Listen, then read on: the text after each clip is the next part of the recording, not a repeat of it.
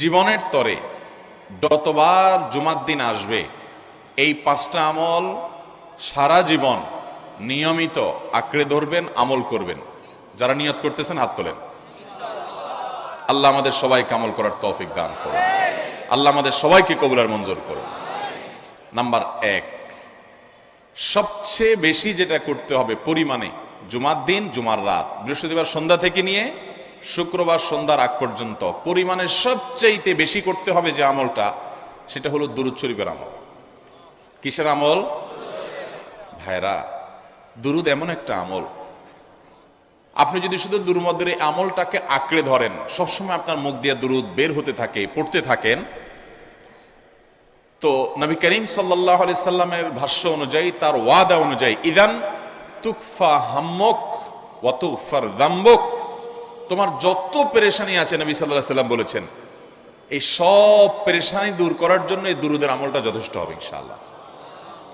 এবং গুনাহ মাফের জন্য এই দুরূদের আমলটা কি হবে? যথেষ্ট হবে।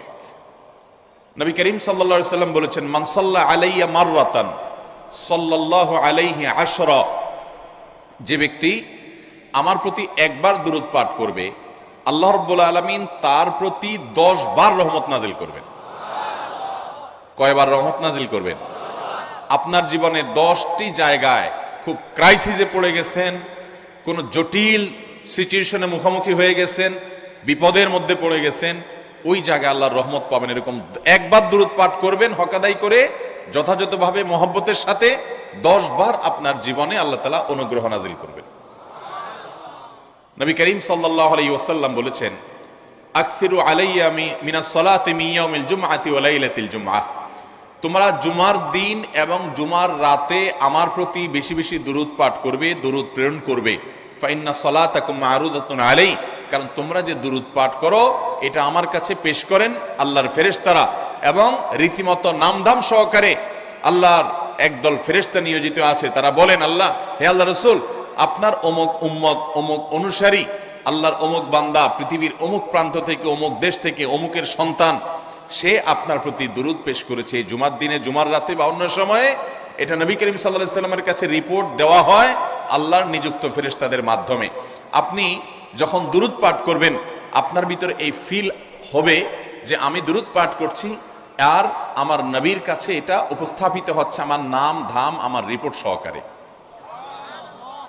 এই জন্য শুক্রবার দিন এবং রাত, অর্থাৎ বৃহস্পতিবার সন্ধ্যা থেকে নিয়ে শুক্রবার সন্ধ্যা পর্যন্ত এই 24 ঘন্টার মধ্যে নবী করিম সাল্লাল্লাহু আলাইহি সাল্লামের ভাষ্য খেয়াল করেন, আকসিরু আলাই। ওলামা একরাম জানেন, নবী আলাইহিস সালাম সাধারণত কোনো আমল পরিমাণে বেশি করতে বলতেন না। পরিমাণে বেশি করতে বলার মতো আমল খুব কম ইসলামে। গোটা কোরআন যদি খোলেন আপনি, পরিমাণে অধিক করতে বলা হয়েছে এরকম আমল খুব বেশি পাবেন না। তোমরা বেশি বেশি করে নামাজ পড়ো, বেশি বেশি করে রোজা রাখো, এরকম কথা কোরআন হাদিসে নাই। অবশ্যই একজন ইমানদার 5 ওয়াক্ত ফরজ নামাজের পাশাপাশি অধিক পরিমাণে নফল নামাজও পড়বেন, সেটা ভিন্ন কথা। কিন্তু কোরআনে বেশি পরিমাণে আল্লাহর জিকির করার কথা বলা হয়েছে। আর নবী করিম সাল্লাল্লাহু আলাইহি সাল্লাম বৃহস্পতিবার সন্ধ্যা শুরু হলে শুক্রবার সন্ধ্যার আগ পর্যন্ত বেশি পরিমাণে করতে বলেছেন যে কাজটা, সেটা হলো দুরূদ শরীফের আমল। অতএব ভাইরা আমার, বৃহস্পতিবার সন্ধ্যা থেকে নিয়ে শুক্রবার সন্ধ্যা পর্যন্ত, আপনি দোকানদার মানুষ, বৃহস্পতিবারে ব্যবসা করছেন, দোকানদারি করছেন, কোনো অসুবিধা নাই। আপনার অবসর সময়গুলোতে মুখ দিয়ে দুরূদ পড়তে থাকবেন।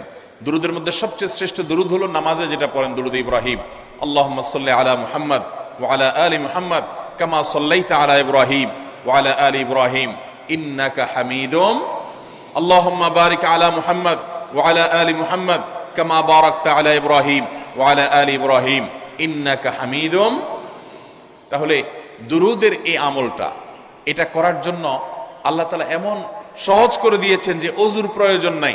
আপনার ওযু নাই, তারপর আপনি দুরূদ পাঠ করতে পারবেন। এবং আপনি এই বড় দুরূদ পড়ার মতো সময় নাই, তো আপনি একেবারে সবচেয়ে সংক্ষিপ্ত দুরূদ পড়েন সাল্লাল্লাহু আলাইহি ওয়াসাল্লাম, তাতেও দুরূদ পাঠের সওয়াব পাবেন। চেষ্টা করব তো ইনশাআল্লাহ। শুক্রবার আসবে, দুরূদ বেশি বেশি করে পাঠ করব। আপনি দোকানে কাজ করেন, আপনার দোকানে আপনার সহকর্মী আরো কাজের লোক আছে, আপনি সবাইকে স্মরণ করাবার জন্য নিজে জোরে জোরে দুরূদ শরীফ পড়বেন এবং বলবেন যে শুক্রবার শুরু হয়ে গেছে, সবাই দুরূদ শরীফের আমল করো। ভাইরা আমার, আমি আমার জীবনের কথা বলতে পারি। আমার জীবনে ওই যে হাদিসের উপরে ইয়াকিন এবং বিশ্বাস আলহামদুলিল্লাহ ছিল। আমার জীবনে আমি অনেকবার দেখেছি এরকম জটিল পরিস্থিতি হয়েছে যে দেয়ালে পিঠ থেকে গেছে, নড়ার জায়গা নাই, আর কোন আপাত দৃষ্টি থেকে এই বিপদ থেকে উদ্ধারের কোনো পথ নাই। দুরুদ, ইস্তেগফার, দোয়া ইউনুস, এই তিন আমল পাশাপাশি ইয়াজাল জালাল ওয়াল ইকরাম, এই চারটা জিনিসকে এমন ভাবে